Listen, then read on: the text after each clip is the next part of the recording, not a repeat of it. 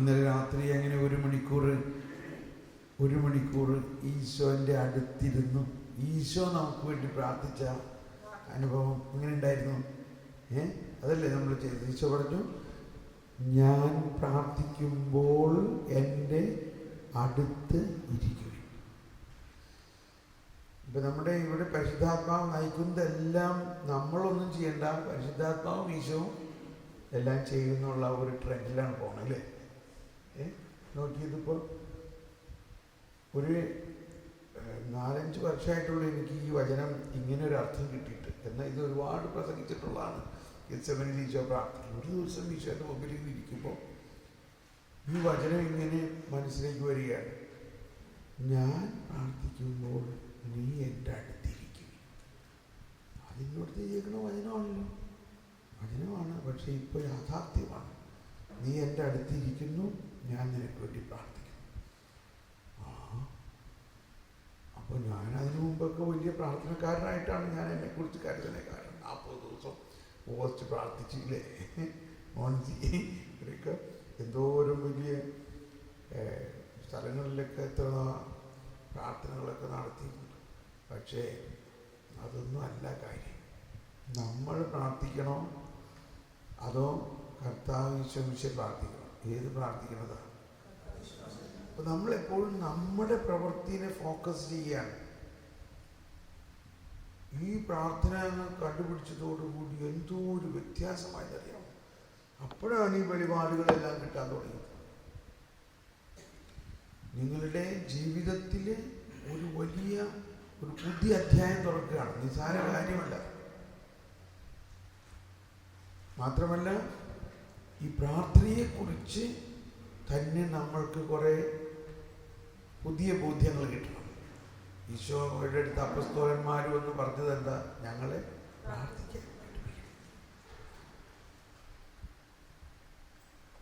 പ്രാർത്ഥനയെക്കുറിച്ച് തന്നെയുള്ള പ്രധാന ബോധ്യം ഒന്ന് ഇതാണ്. ഈശോ പറഞ്ഞു, ഞാൻ പ്രാർത്ഥിക്കുന്നു, നിങ്ങൾ എൻ്റെ അടുത്തിരിക്കുക. ഈശോ നിത്യപുരോഹിതനാണ്. അപ്പോൾ സുവിശേഷത്തിൽ പല സ്ഥലത്തും ഈശോ പ്രാർത്ഥിക്കുന്നതായിട്ട് നമ്മൾ കാണുന്നുണ്ട്. അതെല്ലാം അനന്തമായ പ്രാർത്ഥന, നിത്യമായ പ്രാർത്ഥന. എനിക്ക് ഇതിനകത്തെ വചനങ്ങളെല്ലാം ഭയങ്കര ഇഷ്ടമാകുന്നു. ഇതിനകത്തുണ്ടോ?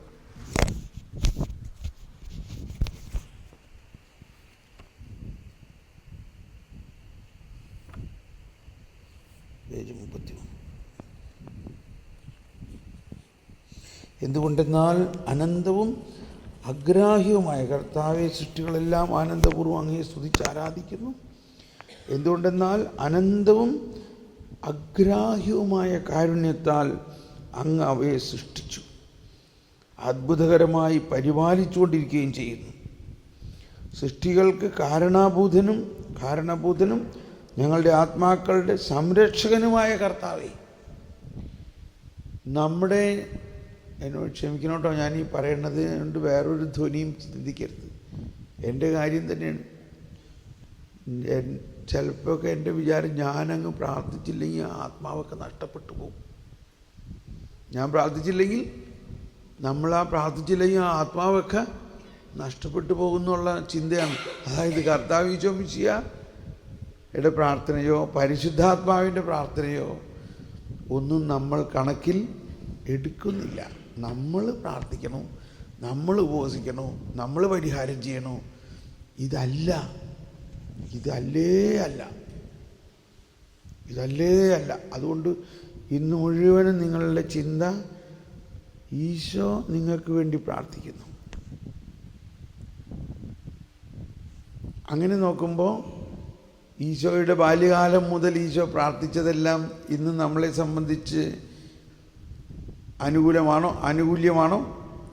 ഈ സങ്കീർത്തനങ്ങളെല്ലാം, നമ്മൾ പാടുന്ന സങ്കീർത്തനങ്ങളെല്ലാം ഈശോ ഇപ്പോൾ നമ്മളെല്ലാ ദിവസവും പാടുന്ന പോലെ ഈശോ എല്ലാ ദിവസവും പാടി പ്രാർത്ഥിച്ചിരുന്നതാണ്. ആ ഈശോയുടെ പ്രാർത്ഥന ഈശോ തന്നെ പറഞ്ഞു, പിതാവേ, അങ്ങ് എപ്പോഴും എൻ്റെ പ്രാർത്ഥന കേൾക്കും. വലിയൊരു അധ്യായമാണത്.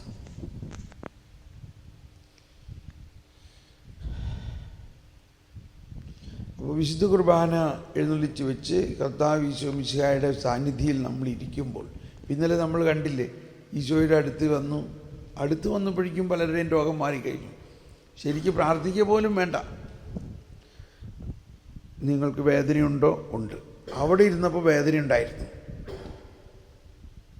ആദ്യം കുറച്ച് നേരത്തേക്ക് ആരും വന്നില്ല, കണ്ടോ, ആരും വന്നില്ല. അതാണ് അതിൻ്റെ ഒരു തരം. അയ്യോ, മാറുമോ? മാറിയില്ലെങ്കിലോ? ഈ വേദനയുള്ളവർ വന്ന് പ്രാർത്ഥിക്കാൻ പറയണം, മാറിയില്ലെങ്കിൽ വെറുതെ മടങ്ങി വരണ്ടേ? ഈ ഒരു സ്റ്റേജായിരുന്നു. അത് കഴിഞ്ഞപ്പോൾ ഇല്ല, മാറ്റും. കണ്ടോ, വിശ്വാസം കുറച്ചും കൂടി വലുതായി. അപ്പോഴേക്കും ഒരാളിങ്ങനെ ചാടി വന്നു. അപ്പോൾ അടുത്ത ആൾ വരണം. അവിടെ നിന്ന് ഇങ്ങോട്ടേക്ക് വരുമ്പോൾ തന്നെ വേദന മാറാൻ തുടങ്ങും. വേദന മാറാൻ തുടങ്ങും. എന്തുകൊണ്ടാണ്? ഈശോ ഇവിടെ നിന്ന് പ്രവർത്തിക്കുകയാണ്. ഈശോ തന്നെയാണ് നമുക്ക് വിശ്വാസം തരുന്നതും, ഈശോ തന്നെയാണ് നമ്മൾ അവിടെ നിന്ന് പൊക്കി ഉണർത്തുന്നതും. എല്ലാം ദൈവമാണ്, സർവജ്ഞനായ ഭരണകർത്താവ്. അങ്ങ് ഞങ്ങളുടെ ശരീരങ്ങൾ ഉയർപ്പിക്കുന്നവനും ആത്മാക്കളെ രക്ഷിക്കുന്നവനും. ഈ ശരീരങ്ങൾ ഉയർപ്പിക്കുന്നതിൻ്റെ ഒരു ഭാഗമാണ് നമ്മളെ പൊക്കണതും ഉയർത്തണതും ഒക്കെ. അപ്പോൾ ഇന്ന് മുഴുവനും നമ്മൾ ചിന്തിക്കാൻ പോകുന്നത് വീണ്ടും ദൈവത്തിൻ്റെ പ്രവൃത്തി. എന്താണ് കൃപ? ദൈവീകത മാനുഷികതയിൽ ലയിക്കുന്നതാണ് കൃപ.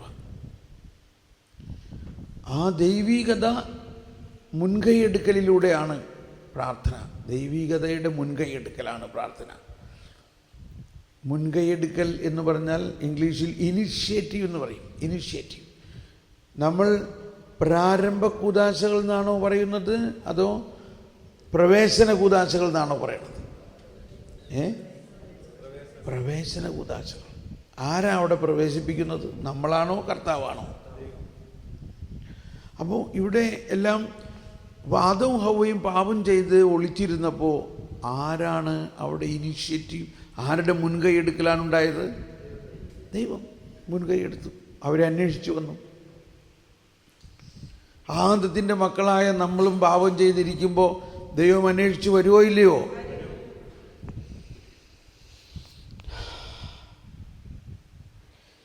ദൈവം അന്വേഷിച്ച് വരുന്നത് ലാത്തിയും വടിയുമായിട്ട് ശിക്ഷിക്കാനാണോ? മറിച്ച് രക്ഷിക്കാനാണ്. അതാണ്. ഓക്കെ, ഇനി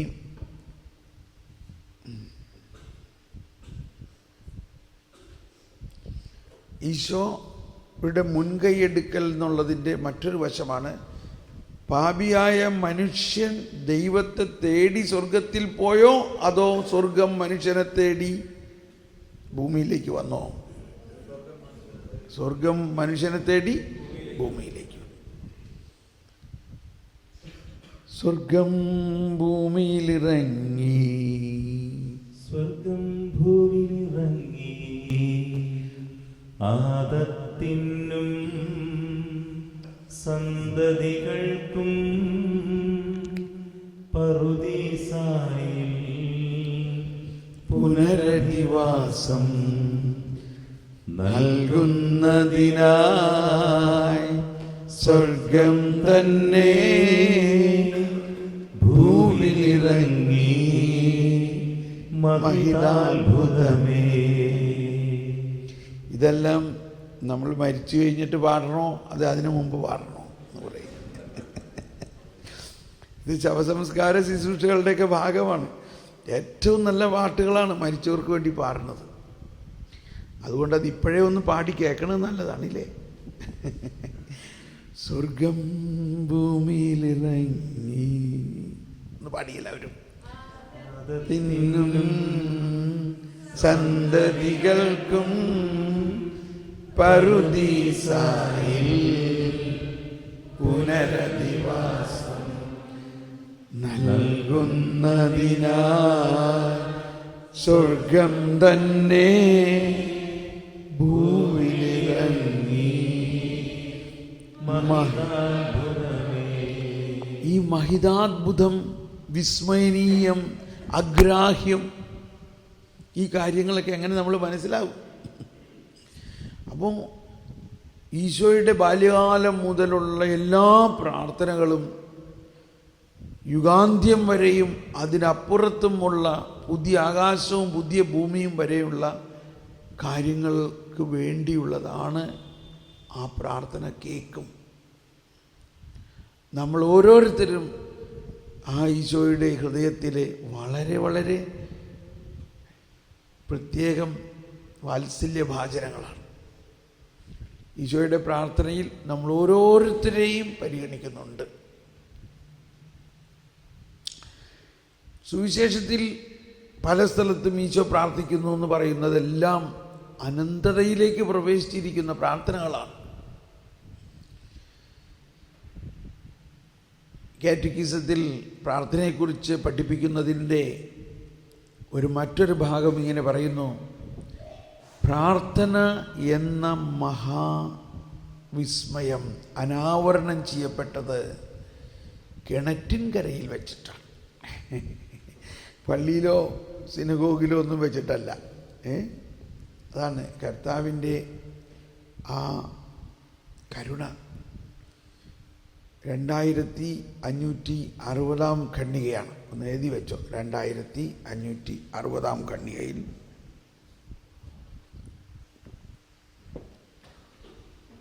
പ്രാർത്ഥന എന്ന മഹാവിസ്മയം അനാവരണം ചെയ്യപ്പെട്ടത് കിണറ്റിൻകരയിൽ വെച്ച്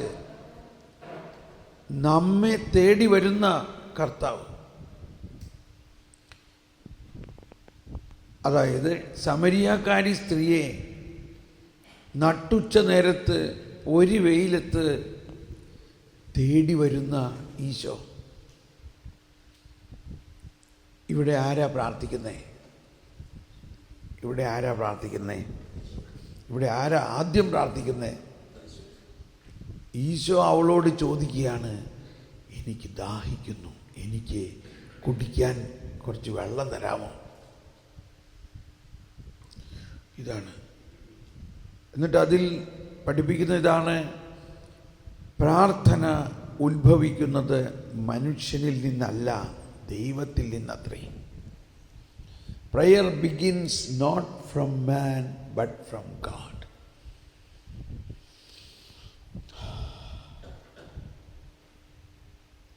ഇത് മനസ്സിലായ ദിവസം ഞാൻ ഇപ്പോഴും ഓർക്കുന്നുണ്ട്. ഞാൻ അങ്ങ് അന്തം വിട്ടുപോയി. എൻ്റെ ദൈവമേ, ഇക്കാലം അത്രയും എന്തൊന്നാ നമ്മൾ പ്രാർത്ഥിച്ചതും, എന്ത് ബോധ്യത്തിലാണ് പ്രാർത്ഥിച്ചത്. നമ്മൾ ചെറുപ്പം മുതലേ എന്തോ എല്ലാം പഠിച്ചു, അതനുസരിച്ച് നമ്മൾ പോകുന്നു. പക്ഷേ സഭയുടെ പ്രബോധനങ്ങളും ദൈവാവിഷ്കരണം എല്ലാം മനസ്സിലാക്കുമ്പോഴാണ് എൻ്റെ ദൈവമേ, എന്തോ ഒരു മഹാത്ഭുതം. എന്താണ് ഈശോ എന്നിട്ട് അവളോട് പറഞ്ഞത്? ദൈവത്തിൻ്റെ ദാനമെന്തെന്ന് നീ അറിഞ്ഞിരുന്നെങ്കിൽ നീ അവനോട് ചോദിക്കുകയും അവൻ നിനക്ക് ജീവജലം നൽകുകയും ചെയ്യുമായിരുന്നു. ദൈവത്തിൻ്റെ ദാനമെന്തെന്ന് നീ അറിഞ്ഞിരുന്നെങ്കിൽ. അപ്പം അത് ഞാൻ ഇന്നലെല്ലാം പറഞ്ഞു, വീണ്ടും ഇനി പല പ്രാവശ്യം പറയും. എന്താണ് ദൈവത്തിൻ്റെ ദാനം? ദൈവത്തിൻ്റെ ദാനം ദൈവം തന്നെയാണ്.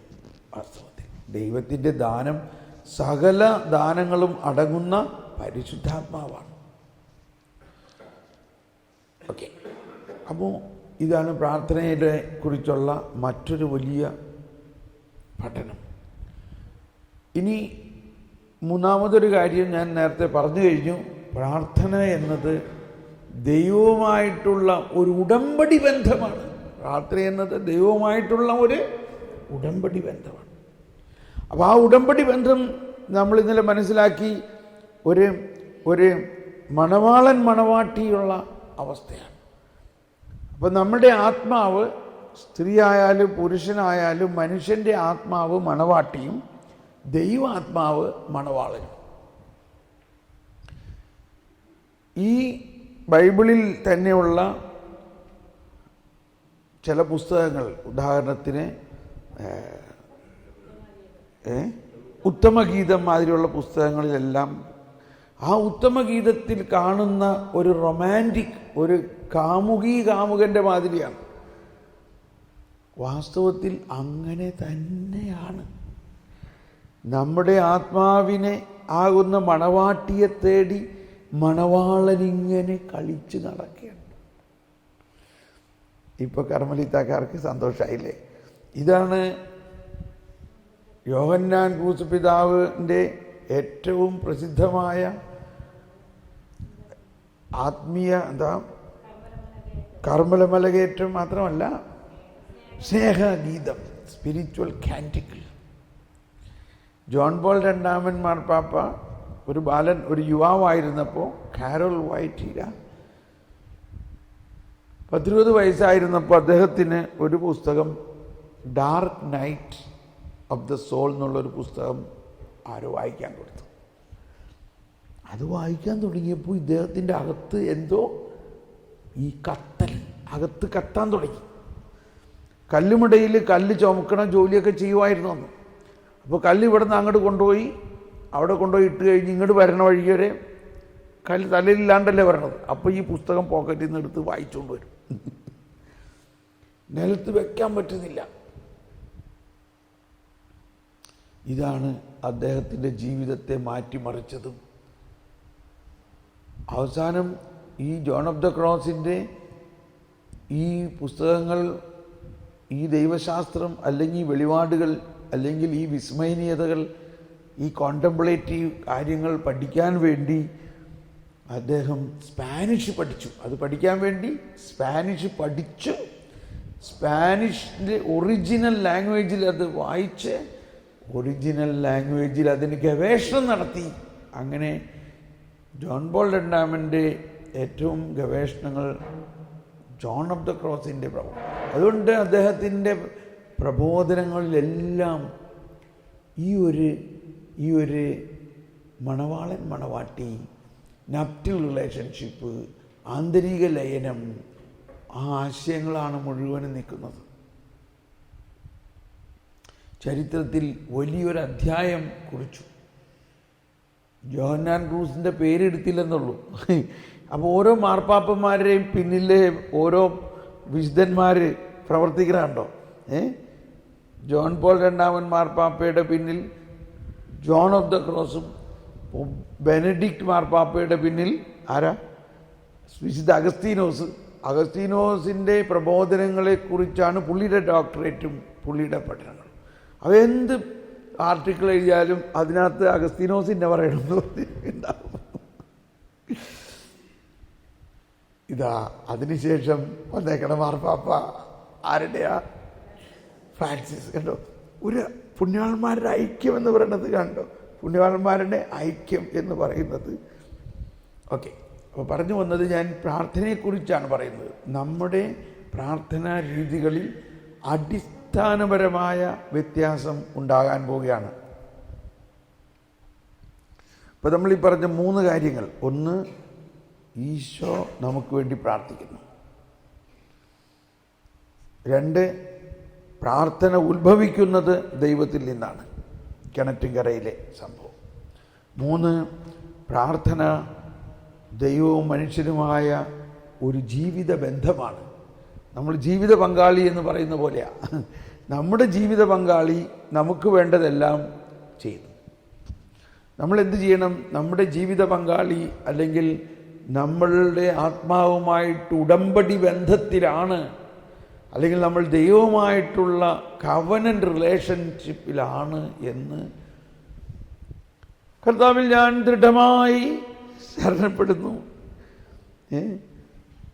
കർത്താവിൽ ഞാൻ ദൃഢമായി ശരണപ്പെടുന്നത് എന്തുകൊണ്ടാണ്? ഞാനും കർത്താവും ഒന്നാണ്. ഈ ഒരു അവബോധമുണ്ടാകുമ്പോഴാണ് പ്രാർത്ഥനയ്ക്ക് കരുത്തുണ്ടാകുന്നതും. പ്രാർത്ഥന കുറേ നമ്പറുകളുടെ പ്രാർത്ഥന മാറിയിട്ട് സ്നേഹത്തിൻ്റെയും ദൈവത്തിലുള്ള പൂർണ്ണമായ ശരണത്തിൻ്റെയും ഒരവസ്ഥയായിട്ട് മാറണം. ഇനി ഇതിനേക്കാളും മറ്റൊരു കാര്യം കൂടി പറഞ്ഞ് അതങ്ങ് അവസാനിപ്പിക്കാം ആ ചാപ്റ്റർ.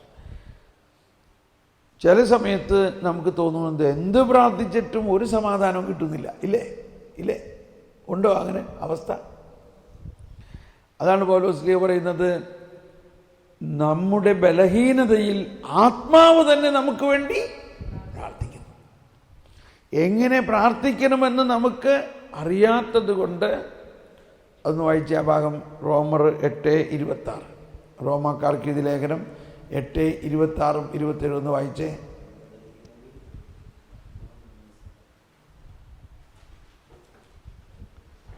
റോമർ 8:26, 27 പറയുന്നത്, നമ്മുടെ ബലഹീനതയിൽ ആത്മാവ് നമ്മെ സഹായിക്കുന്നു. വേണ്ടവിധം പ്രാർത്ഥിക്കേണ്ടത് എങ്ങനെയെന്ന് നമുക്ക് അറിഞ്ഞുകൂടാ. എന്നാൽ അവാച്യമായ നെടുവീർപ്പുകളാൽ ആത്മാവ് തന്നെ നമുക്ക് വേണ്ടി മാധ്യസ്ഥം വഹിക്കുന്നു. ഒന്നുകൂടി എല്ലാവരും പറഞ്ഞേ. നമ്മുടെ ബലഹീനതയിൽ ആത്മാവ് നമ്മെ സഹായിക്കുന്നു. വേണ്ടവിധം പ്രാർത്ഥിക്കേണ്ടത് എങ്ങനെയെന്ന് നമുക്ക് അറിഞ്ഞുകൂടാ. എന്നാൽ അവാച്യമായ നെടുവീർപ്പുകളാൽ ആത്മാവ് തന്നെ നമുക്ക് വേണ്ടി മാധ്യസ്ഥം വഹിക്കുന്നു. അവാച്യമായ നെടുവീർപ്പുകളാൽ ആത്മാവ് തന്നെ നമുക്ക് വേണ്ടി മാധ്യസ്ഥം വഹിക്കുന്നു. അവാച്യമായ നെടുവീർപ്പുകളാൽ, ഒന്നുകൂടി, അവാച്യമായ നെടുവീർപ്പുകളാൽ ആത്മാവ് തന്നെ നമുക്ക് വേണ്ടി മാധ്യസ്ഥം വഹിക്കുന്നു. ഇത് വലിയ ഒരു ആറ്റം ബോംബ് പോലെയാണ്. നമ്മളുടെ ഉള്ളിൽ വസിക്കുന്ന പരിശുദ്ധാത്മാവ് നമുക്ക് വേണ്ടി പ്രാർത്ഥിക്കുന്നു. ഇപ്പോൾ നമ്മൾ നേരത്തെ പറഞ്ഞു ഈശോ നമുക്ക് വേണ്ടി പ്രാർത്ഥിക്കുന്നു, ഇല്ലേ? ഇപ്പം എന്താ പറയുന്നത്? ആത്മാവ് നമുക്ക് വേണ്ടി പ്രാർത്ഥിക്കുന്നു. ഇവിടെയെല്ലാം മനസ്സിലാക്കേണ്ടത് നമ്മുടെ പ്രയാസങ്ങളും പ്രശ്നങ്ങളുടെയും മൂല കാരണം എന്തെന്ന് നമുക്ക് തന്നെ അറിയില്ല, നമുക്കറിയേയില്ല. പക്ഷെ ആർക്കറിയാം? പരിശുദ്ധാത്മാവിന് അറിയാം. അപ്പോൾ ഒന്നങ്ങ് വിട്ടുകൊടുക്കാമോ? പരിശുദ്ധാത്മാവെ, എനിക്കറിയില്ല, എൻ്റെ കുറിച്ചുള്ള ദൈവത്തിൻ്റെ പദ്ധതി എന്തെന്നും എനിക്ക് പൂർണ്ണമായിട്ട് അറിയില്ല. എന്തെല്ലാം വരങ്ങളാണ് എനിക്ക് അങ്ങ് ഒരുക്കി വച്ചിരിക്കുന്നതെന്നും എനിക്ക് അറിയില്ല. യോഹന്നാൻ ക്രൂസിൻ്റെ വീണ്ടും കർമ്മലമല കയറ്റത്തിൽ പറഞ്ഞിരിക്കുന്ന വളരെ ലളിതമായ ഒരു ഉദാഹരണമാണ്. ഒരമ്മച്ചി ഭക്ഷണമൊക്കെ ഉണ്ടാക്കി. അപ്പോൾ സാധാരണ വലിയ ആളുകൾക്ക് വേണ്ട ഭക്ഷണങ്ങളൊക്കെ ഉണ്ടാക്കി. ഇപ്പം നമ്മുടെ നാട്ടിൽ രീതിയിൽ പറയുകയാണെങ്കിൽ നല്ല എരിവുള്ള മീൻകറി ഉണ്ടാക്കി. ഇവിടുത്തെ മീൻകറി ഇല്ലേ, കണ്ടോ, നല്ല ചുവന്ന ചാറ്. ആ എരിവും പുളിയും ഒന്ന് അനുഭവിക്കാൻ. പക്ഷെ ഇത് വലിയ ആളുകൾക്കുള്ള ഭക്ഷണമാണ്, ഇല്ലേ? അപ്പോൾ അത് കഴിഞ്ഞപ്പോൾ അമ്മ വിചാരിച്ചു ഇത് കുഞ്ഞുങ്ങൾക്ക് പറ്റില്ല, അതുകൊണ്ട് മകൾക്ക് ഇത് കഴിച്ചാൽ അവളുടെ തൊണ്ടയും വയറുമൊക്കെ എരിയുമായിരിക്കും, അവൾക്ക് വയറിന് അസുഖമാവും. അതുകൊണ്ട് അമ്മ മകൾക്ക് വേണ്ടി വേറൊരു മീൻകറി ഉണ്ടാക്കി. എരിവില്ലാണ്ട് നല്ല രുചികരമായ വേറൊരു മീൻകറി ഉണ്ടാക്കി. വലിയ സ്നേഹത്തോടു കൂടി. ഇതും അവൾക്ക് വേണ്ടി മാത്രം ഉണ്ടാക്കിയിരിക്കുന്നതാണ്. മറ്റ് പൊതുവായിട്ടുള്ള ഭക്ഷണം കഴിച്ചാൽ അവൾക്ക് ശരിയാവില്ല. അതുകൊണ്ട് അവൾക്ക് വേണ്ടി മാത്രം വേറെ ഒരു കുഞ്ഞു മീനിൻ്റെ നല്ല പാല് പിഴിഞ്ഞ് തേങ്ങാപ്പാലൊക്കെ ഒഴിച്ച് പിഴിഞ്ഞ് എരിവില്ലാണ്ട് വേറൊരു മീൻകറി ഉണ്ടാക്കി. ഊണ് കഴിക്കാനായിട്ട് വന്ന് ഭക്ഷണമേശയിൽ സാധനങ്ങൾ വിളമ്പി കഴിഞ്ഞിട്ട് മോൾക്ക് വെറുതെ ഇത് നിനക്ക് വേണ്ടി ഉണ്ടാക്കിയിട്ടുള്ളതാണ്,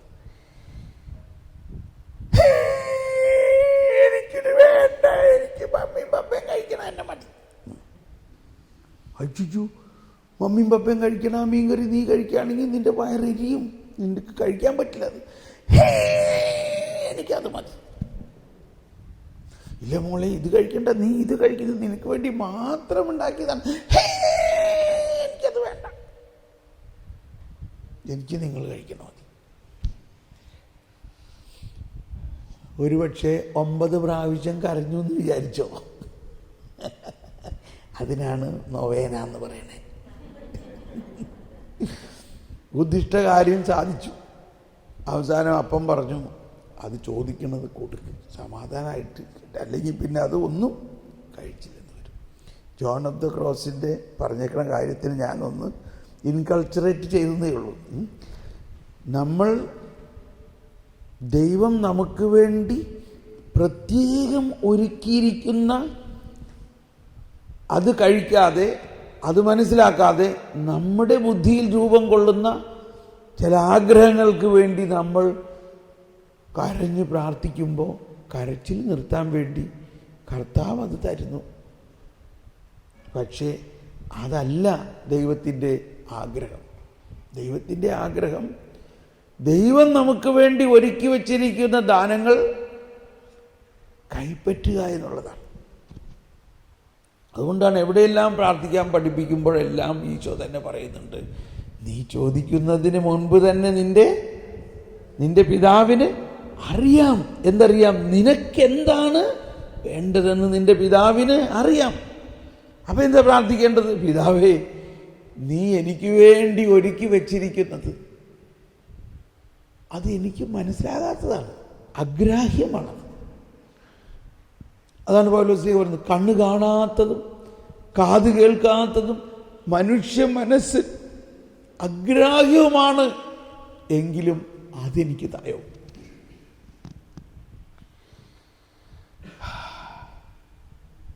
ഒരു മിനിറ്റ് ഒന്ന് അങ്ങനെ ഒന്ന് പ്രാർത്ഥിച്ചാലോ? മനസ്സിലായി. ഇപ്പം എന്തൊക്കെ പഠിച്ചു? ഈശോ പ്രാർത്ഥിക്കുന്നു, പരിശുദ്ധാത്മാവ് പ്രാർത്ഥിക്കുന്നു, രണ്ടാമത് പിതാവ് നമുക്ക് വേണ്ടി ഒരു പുതിയ മീൻകറി ഒരുക്കി വച്ചിട്ടുണ്ട്. പിതാവ് നമുക്ക് വേണ്ടി ഒരുക്കി വച്ചിരിക്കുന്ന അഗ്രാഹ്യവും വിസ്മയനീയവുമായ എന്തോ ഒരു മനോഹരമായ കാര്യങ്ങളാണ്. എനിക്കിതൊക്കെ ഭയങ്കര അനുഭവമാണ്. അങ്ങനെ അങ്ങ് പ്രാർത്ഥിക്കാൻ തുടങ്ങുമ്പോഴാണ് നമ്മുടെ ബുദ്ധിയിൽ രൂപം കൊള്ളുന്ന ഇത് കൊച്ചു ത്രേസ്യയെല്ലാം എപ്പോഴും പറയാറുള്ളൂ. കൊച്ചു ത്രേസ്യ പറയാറുള്ളൂ, അയ്യോ, ഞാൻ എൻ്റെ ആഗ്രഹം അനുസരിച്ച് ഒന്നും പ്രാർത്ഥിക്കില്ല.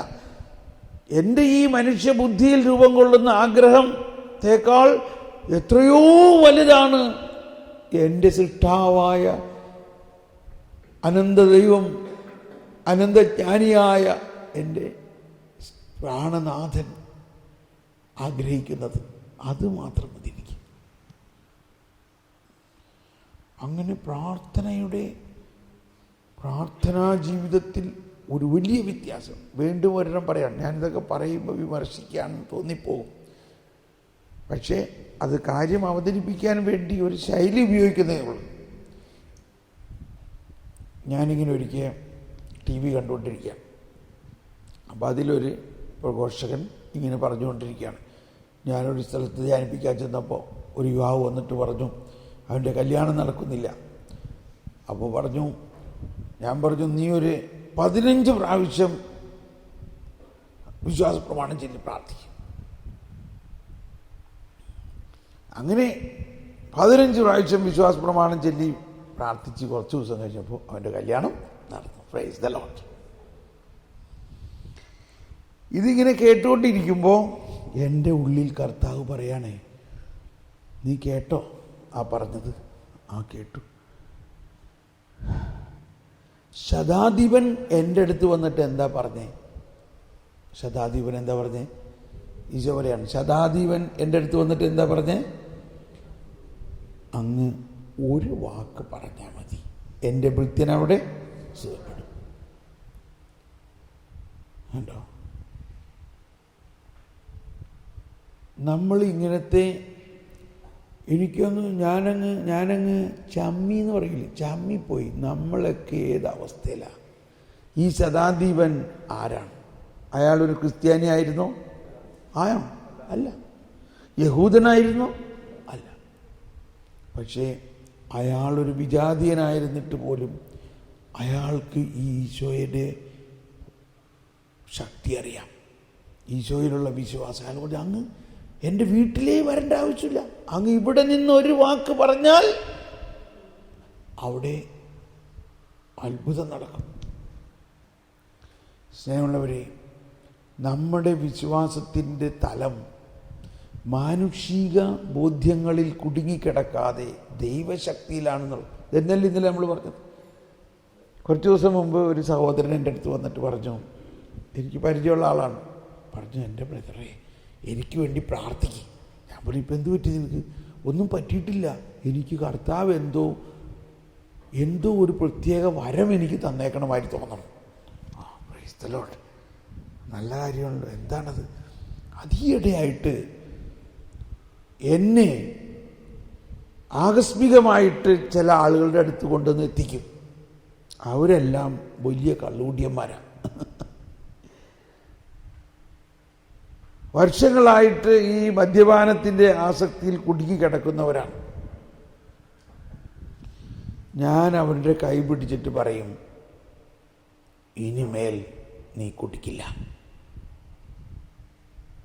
പിന്നെ അവന് കുടിക്കാൻ പറ്റണില്ല. ഞാൻ പറഞ്ഞു, പ്രൈസ് ദി ലോർഡ്, ഇത് നല്ല വരമാണല്ലോ. ഇതല്ലേ കേരളത്തിന് ഏറ്റവും ആവശ്യമുള്ള വരം ആണോ അല്ലയോ? ഇത്രയും ഈ നോട്ടിൻ്റെ പ്രശ്നത്തിൽ എന്തോരോ ആളുകൾ കഷ്ടപ്പെട്ട്. ഇന്നലെ ഞങ്ങൾ ഇങ്ങോട്ട് പോരുമ്പോൾ ഈ മദ്യവിൽപ്പന ഷോപ്പിൻ്റെ മുമ്പിൽ ഇപ്പോഴും അതേ തിരക്ക് തന്നെയാണ്. അവിടെ നോട്ടിന് ഒരു കുറവില്ല, ക്ഷാമില്ല. നമ്മൾക്ക് ദൈവത്തിൻ്റെ ശക്തി ഉപയോഗിക്കാതെ, ഇതാ കർത്താവ് പറഞ്ഞു, നീ ഒരു വാക്ക് പറഞ്ഞാൽ മതി വിശ്വാസത്തോടെ, ഈ മലയോട് മാറാൻ പറഞ്ഞാൽ അത് മാറും.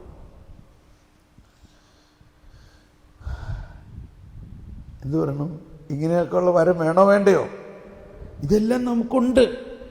ഇത് നമ്മൾക്ക് ആക്ടിവേറ്റ് ആകാത്തതിൻ്റെ കാരണം ഈ നമ്മളിൽ വസിക്കുന്ന ദൈവത്തിൻ്റെ ആ സർവാധിപ ശക്തിയെക്കുറിച്ച് നമ്മൾ ഇനിയും മനസ്സിലാകാത്തത് കൊണ്ടാണ്. നമ്മുടെ പ്രാർത്ഥനകളെല്ലാം ഞാൻ 33 വിശ്വാസ പ്രമാണം ചെല്ലണം, 33 കൊന്ത ചെല്ലണം, ഇത്ര പ്രാവശ്യം അങ്ങനെ, ഇതൊക്കെ ചെയ്തോട്ടോ, ഞാനിത് ചെയ്യണതിൽ കുറ്റം പറയാനുള്ളത്. എന്ത് ബോധ്യത്തിലാണ് ചെയ്യണേ? എന്ത് ബോധ്യത്തിലാണ് ചെയ്യണം? ഒരിക്കൽ ക്ഷമിക്കണം, വേറൊരു സംഭവം വരികയാണ്. എനിക്ക് നല്ല പരിചയമുള്ളൊരു ചെടുത്തി, അവളോട് പണ്ട് എനിക്കെന്തെങ്കിലും പ്രയാസമുണ്ട് ഞാൻ അവരെ വിളിച്ച് പറയുമ്പോൾ അവർ ഉടനെ ചരളിൽ മുട്ടുകുത്തി പ്രാർത്ഥിക്കും. ചരളെന്ന് പറഞ്ഞാൽ മനസ്സിലായില്ലേ? കല്ലിൻ്റെ കഷ്ണങ്ങളിങ്ങനെ നിരത്തിയിട്ടിട്ട്, പാറക്കല്ല് കഷ്ണങ്ങൾ നിരത്തിയിട്ട് അതുമ്പോൾ മുട്ടുകുത്തി മുട്ട് പൊട്ടി ചോര വരണം. അപ്പം ഞാനും അതൊക്കെ അപ്രീഷിയേറ്റ് ചെയ്യുമായിരുന്നു. പക്ഷേ ഈയിടെ കർത്താവ് പറയാണ്, അതുകൊണ്ടൊന്നുമല്ല, നിൻ്റെ മുട്ടുമ്പോൾ ചരളൊന്നുമല്ല കാര്യം, എൻ്റെ ആത്മാവുമായിട്ടുള്ള സ്നേഹമാണ് കാര്യം, എൻ്റെ ശക്തിയിലുള്ള വിശ്വാസമാണ് കാര്യം.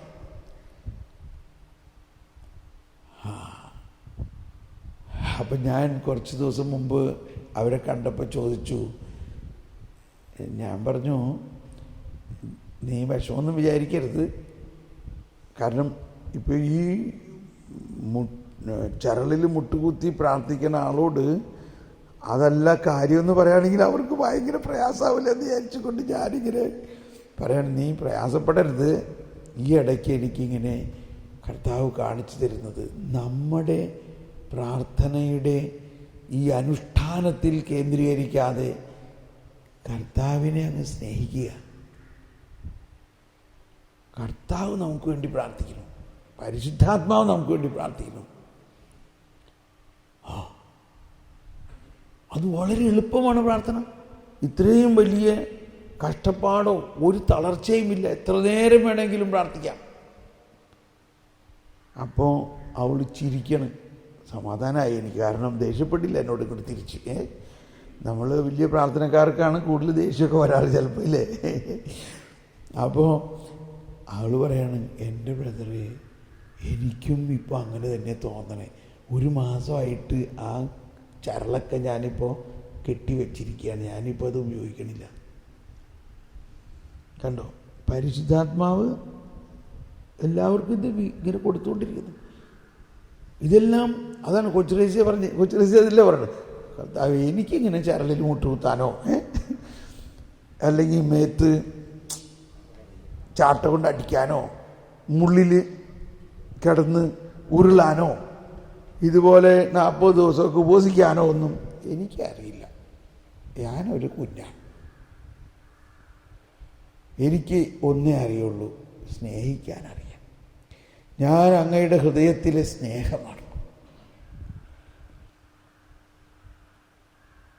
അപ്പോൾ നമ്മുടെ അനുഷ്ഠാനങ്ങളിലൂടെയാണ് നമ്മൾ ഇന്നിന്നമാതിരി ഇത്ര പ്രാർത്ഥിച്ചു കഴിഞ്ഞാൽ ഇന്നിന്ന കാര്യം നടക്കും എന്നത് നടക്കും. കാര്യം നടക്കും. എന്തുകൊണ്ടാണ് കാര്യം നടക്കണേ? ഈ കുഞ്ഞിൻ്റെ കരച്ചിൽ നിൽക്കട്ടെ എന്ന് ഉദ്ദേശിച്ചുകൊണ്ട് കർത്താവ് നടത്തുന്നതാണ്. പക്ഷേ നമുക്ക് വേണ്ടി പ്രത്യേകം ഒരുക്കി വച്ചിരിക്കുന്ന വിസ്മയാവഹമായ വലിയ കാര്യങ്ങൾ അവിടെ ഇരിക്കുന്നുണ്ട് ഇപ്പോഴും.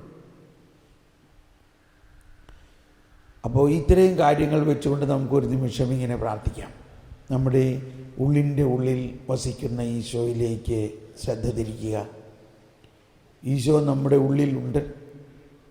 ഈശോ പറപ്പിച്ചത് ഇങ്ങനെയാണ്: നീ പ്രാർത്ഥിക്കുമ്പോൾ നിന്റെ മുറിയിൽ കടന്ന് കതകടച്ച് രഹസ്യത്തിൽ കാണുന്ന നിന്റെ പിതാവിനോട് പ്രാർത്ഥിക്കുവിൻ. നിന്റെ മുറിയിൽ കടന്ന് കതകടയ്ക്കുക. നമ്മുടെ ഉള്ളിൻ്റെ ഉള്ളിൽ കടന്ന് കതകടയ്ക്കുക എന്ന് പറഞ്ഞാൽ നമ്മുടെ ചിന്തകളും ഭാവനകളും എല്ലാം നിർത്തി, ഒന്നും ചിന്തിക്കണ്ട, ഒന്നും ആഗ്രഹിക്കണ്ട, ഒന്നും പ്രാർത്ഥിക്കണ്ട. മറിച്ച് നമ്മുടെ ഉള്ളിൻ്റെ ഉള്ളിൽ ഒരു മണിയറയുണ്ട്. അവിടെ മണവാളൻ നമ്മെ കാത്തിരിക്കുന്നു. ആ മണവാളൻ നമ്മുടെ ആത്മാവിനെ സ്നേഹിക്കാനും നമ്മുടെ ആത്മാവിനെ ആലിംഗനം ചെയ്യാനും കാത്തിരിക്കുന്നു. എന്നാൽ ആ മണവാളൻ ആത്മാവാണ്. ആ മണവാളൻ അദൃശ്യനായ ദൈവത്തിൻ്റെ ദൃശ്യമായ അവസ്ഥയാണ്. എന്നാൽ ആ ദൃശ്യമായ അവസ്ഥ വിശ്വാസത്തിലൂടെ മാത്രമേ നമുക്ക് കാണാൻ സാധിക്കുകയുള്ളൂ. അതാണ് ആത്മാവിൻ്റെ ഇരുണ്ട രാത്രി. അതൊരു രാത്രിയാണ്, കൂരിരുട്ടാണ്. അവിടെ ഒന്നും കാണരുത്, ഒന്നും കാണരുത്. ഒരു ചിത്രത്തെ കാണരുത് അവിടെ. വിശ്വസിക്കണം, ദൈവം ഒരു ചിത്രമല്ല. ദൈവം അനന്തപ്രഭ നിറഞ്ഞ വ്യക്തിയാണ്.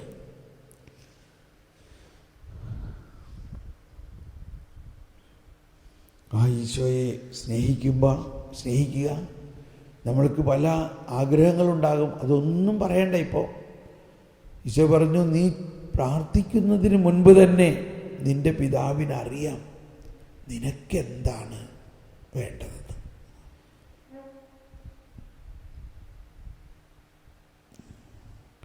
ഈശോയെ, അങ്ങെല്ലാം അറിയുന്നല്ലോ, അങ്ങെല്ലാം അറിയുന്നല്ലോ.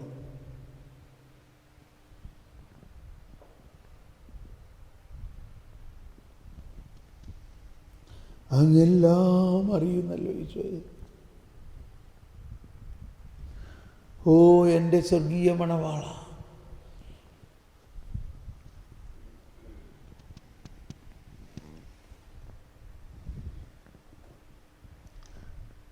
അബാപിതാവ് എനിക്കായി ഒരുക്കിയിരിക്കുന്നതെല്ലാം അങ്ങ് എനിക്ക് പകർന്നു തരും. ഞാൻ വിശ്വസിക്കുന്നു. എനിക്ക് വേണ്ടി അങ്ങ് പ്രാർത്ഥിക്കുന്നു.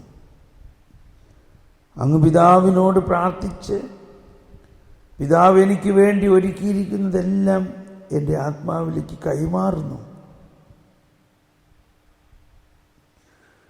കർത്താവിൽ ഞാൻ ദൃഢമായി ശരണപ്പെടുന്നു. ഓ ഈശോയെ, അങ്ങിൽ ഞാൻ ശരണപ്പെടുന്നു.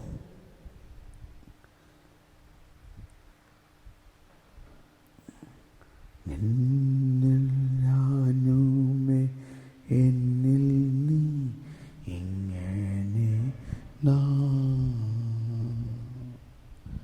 ഈശോയെ, ഞാൻ നിന്നിലും നീ എന്നിലും ലയിച്ചിരിക്കുന്നു എന്ന് ഞാൻ വിശ്വസിക്കുന്നു. ഈശോയെ,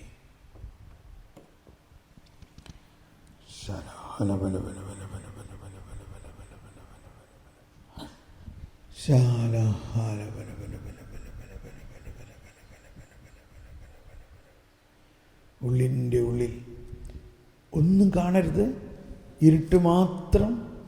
ഇരുണ്ട രാത്രി, ആ രാത്രിയിൽ ആ ഇരുണ്ട അവസ്ഥയിൽ ഈശോ അവിടെ ഉണ്ട് എന്ന് ദൃഢമായി വിശ്വസിക്കുക. അവിടെ ഉണ്ട്, ഈശോ നമ്മളിലുണ്ട്. ഈശോ എമ്മാനുവേലാണ്. വിശ്വസിക്കുക. ആ വിശ്വാസം, അതാണ് പോലെ ക്രിസ്തു വിശ്വാസം വഴി നമ്മിൽ വസിക്കുന്നതിനും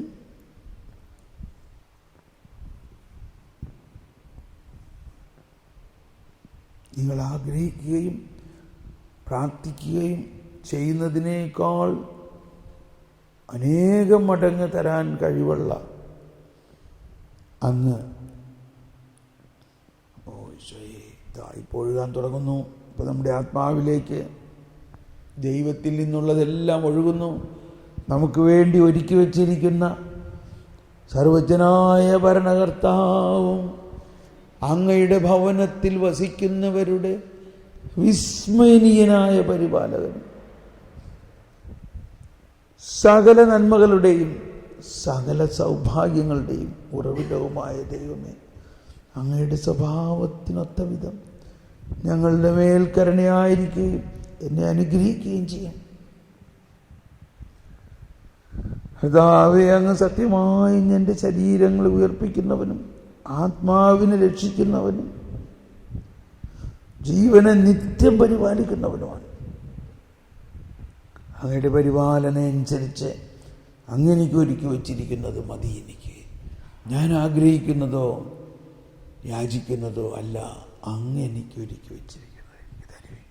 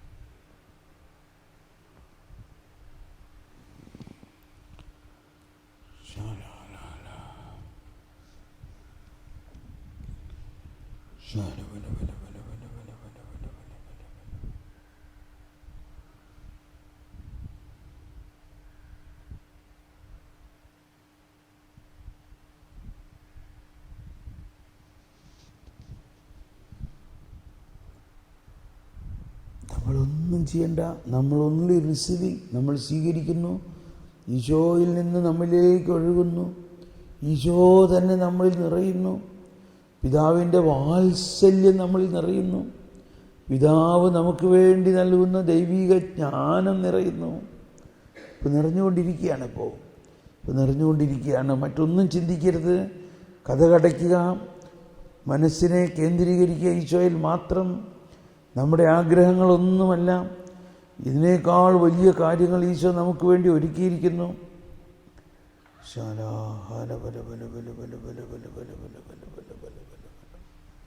പിതാവ് നമുക്ക് വേണ്ടി ഒരുക്കിയിരിക്കുന്നത് നമ്മുടെ ആത്മാവിലേക്ക് ഇപ്പോൾ ഇതാ പകർന്നുകൊണ്ടിരിക്കുന്നു.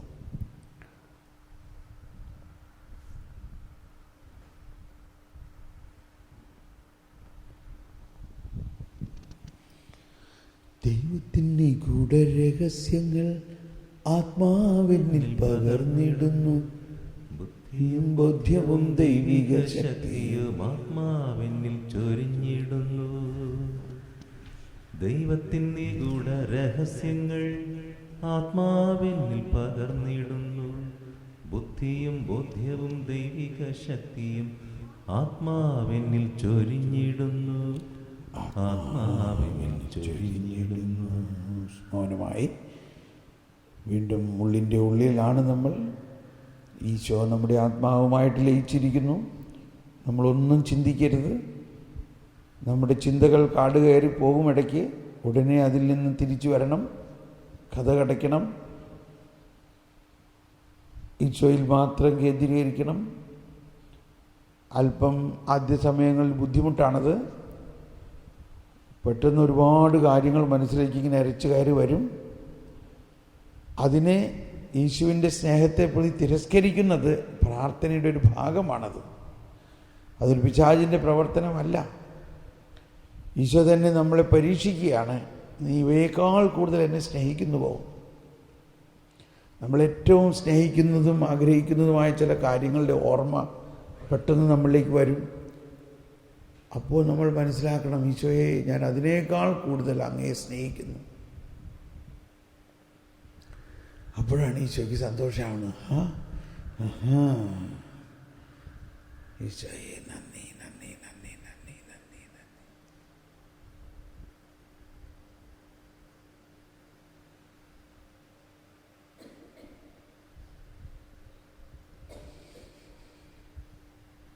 ഈശോ നമുക്ക് വേണ്ടി പ്രാർത്ഥിക്കുന്നു. ഈശോ നമുക്ക് വേണ്ടി എല്ലാം ചെയ്യുന്നു. ഞാൻ മുന്തിരിച്ചെടിയും നിങ്ങളെൻ്റെ ശാഖകളാണ്. ഞാനാണ് ശാഖയ്ക്ക് കൊടുക്കുന്നതെല്ലാം. അങ്ങനെ നിങ്ങൾ ധാരാളം ഫലം പുറപ്പെടും. നിങ്ങൾ എന്നിൽ നിലനിന്നാൽ മതി, എന്നോട് ചേർന്നിരുന്നാൽ മതി, എന്നോട് ഒട്ടിച്ചേർന്നിരിക്കുക. ഞാൻ നിനക്ക് വേണ്ടി പ്രാർത്ഥിക്കും. ഞാൻ പിതാവിനോട് ചോദിച്ചെല്ലാം നിനക്ക് തരും.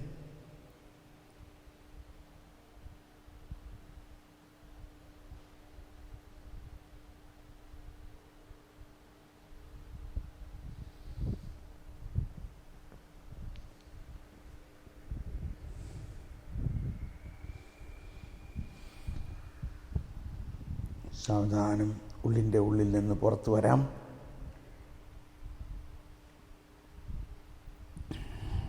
ആ ലയനത്തിലേക്ക് അങ്ങ് ചെന്നു കഴിഞ്ഞാൽ പിന്നെ പുറത്തു വരിക ബുദ്ധിമുട്ടാണ്. അതുകൊണ്ട് നമ്മൾ അങ്ങനെ ഇരുന്നങ്ങ് ലയിച്ചിരുന്നു പോകും. അങ്ങനെ ലയിച്ചിരിക്കുമ്പോൾ പിന്നെ നമുക്ക് വിശപ്പോ ദാഹമോ ഒന്നും ഉണ്ടാവില്ല. അതാണ് ശരിയായ ഉപവാസം.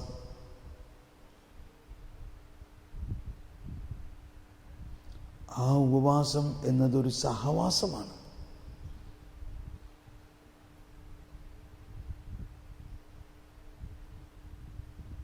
ഈശോയും പിതാവും പരിശുദ്ധാത്മാവുമായിട്ടുള്ള ആ സഹവാസത്തിൽ അങ്ങനെ ഇരിക്കുമ്പോൾ എല്ലാം മറന്ന്, ഭാഷണമില്ല, വാക്കുകളില്ല, ശബ്ദം പോലും കേൾക്കാനില്ല, ശബ്ദം പോലും കേൾക്കാനില്ല. എന്നിട്ടും അവയുടെ സ്വരം ഭൂമിയിലെങ്ങും വ്യാപിക്കുന്നു. അവയുടെ വാക്കുകൾ ലോകത്തിൻ്റെ അതിർത്തിയോളമെത്തുന്നു. ഇങ്ങനെ ആത്മാവിൽ ലയിച്ച് ആത്മാവിൻ്റെ ആ ഇരുണ്ട രാത്രിയിൽ രാത്രിക്ക് വിജ്ഞാനം പകരുന്നു. ഇതാണ് രാത്രിക്ക് വിജ്ഞാനം പകരുന്നു എന്ന് പറയുന്നതിൻ്റെ ഒരു വശം. നമ്മുടെ ആത്മാവിൻ്റെ രാത്രിയിലേക്ക് ദൈവാത്മാവ് വിജ്ഞാനം പകരുന്നു.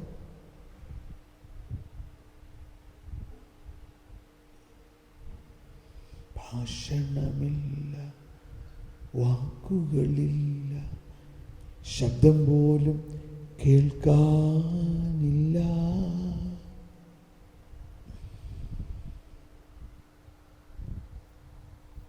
എന്നാൽ അവിടെ ദൈവം തനിക്കുള്ളതെല്ലാം നമ്മിലേക്ക് നൽകിക്കൊണ്ട്, എന്നിട്ടും അവയുടെ സ്വരം ഭൂമിയിലെങ്ങും നമ്മുടെ ആത്മാവിലൂടെ വ്യാപിക്കുന്നു.